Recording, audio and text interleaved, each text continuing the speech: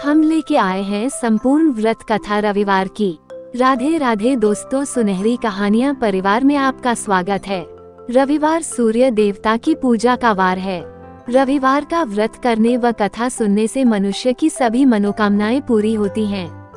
मान सम्मान, धन, यश तथा उत्तम स्वास्थ्य मिलता है। रविवार व्रत पूजन विधि।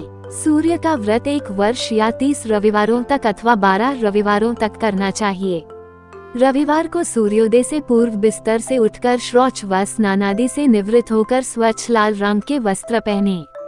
तत्पश्चात घर के ही किसी पवित्र स्थान पर भगवान सूर्य की स्वर्ण निर्मित मूर्ति या चित्र स्थापित करें। इसके बाद विधि विधान से गंध पुष्पादि से भगवान सूर्य का पूजन करें।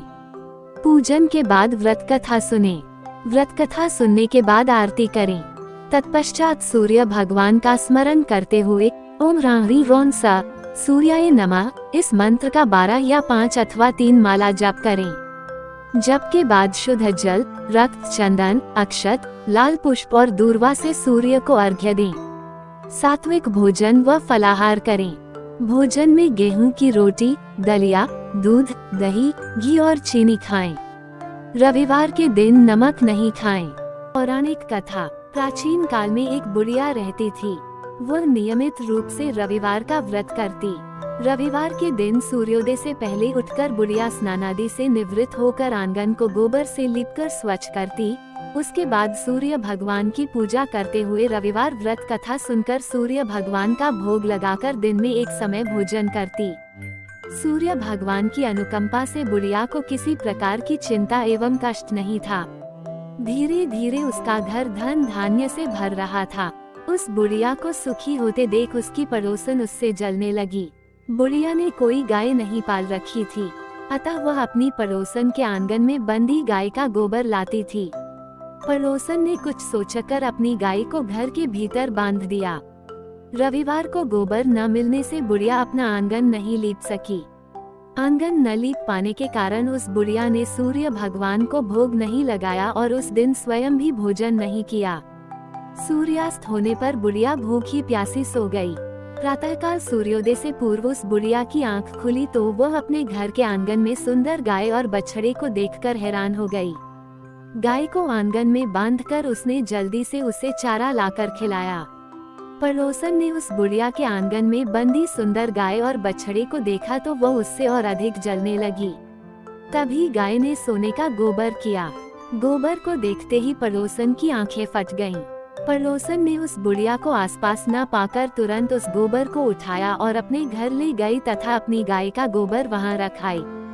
सोने के गोबर से पड़ोसन कुछ ही दिनों में धनवान हो गई।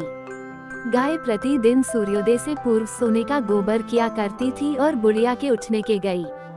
गाय प्रतिदिन सूर्योदय से पूर्व सोने का गोबर किया करती थी और बुढ़िया के उठने के पहले पड़ोसन उस गोबर को उठाकर ले जाती थी। बहुत दिनों तक बुढ़िया को सोने के गोबर के बारे में कुछ पता ही नहीं चला।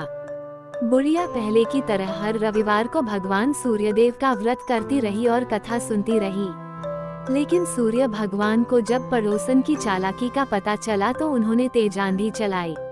आंधी का प्रकोप देखकर बुढ़िया ने गाय को घर के भीतर बांध दिया। सुबह उठकर बुढ़िया ने सोने का गोबर देखा, उसे बहुत आश्चर्य हुआ। उस दिन के बाद बुढ़िया गाय को घर के भीतर बांधने लगी। सोने के गोबर से बुढ़िया कुछ ही दिन में बहुत धनी हो गई। उस बुढ़िया के धनी होने से पड़ोसन बुरी तरह जल भूनकर राख हो गई और उसने अपने पति को समझा बुझाकर उसे नगर के राजा के पास भेज दिया। सुंदर गाय को देखकर राजा बहुत खुश हुआ। सुबह जब राजा ने सोने का गोबर देखा तो उसके आश्चर्य का ठिकाना न रहा। उधर सूर्य भगवान को भूखी प्यासी बुढ़िया को इस तरह प्रार्थना करते देख उस पर बहुत करुणा आई। उसी रात सूर्य भगवान ने राजा को स्वप्न में कहा, राजन, बुढ़िया की गाय व बछड़ा तुरंत लौटा दो, नहीं तो तुम पर विपत्तियों का पहाड़ टूट पड़ेगा, तुम्हारा महल नष्ट हो जाएगा। सूर्य भगवान के स्वप्न से बुरी तरह भयभीत राजा ने प्रातः उठते ही गाय और बछड़ा बुढ़िया को लौटा दिया। राजा ने बहुत सा धन देकर बुढ़िया से अपनी गलती के लिए क्षमा मांगी। राजा ने पड़ोसन और उसके पति को उनकी इस दुष्टता के लिए दंड दिया। फिर राजा ने पूरे राज्य में घोषणा कराई कि सभी स्त्री पुरुष रविवार का व्रत किया करें। रविवार का व्रत करने से सभी लोगों के घर धन धान्य से भर गए, राजतय में चारों ओर खुशहाली छा गई। स्त्री पुरुष सुखी जीवन यापन करने लगे तथा सभी लोगों के शारीरिक कष्ट भी दूर हो गए।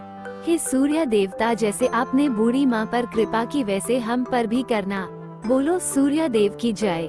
कथा समाप्त।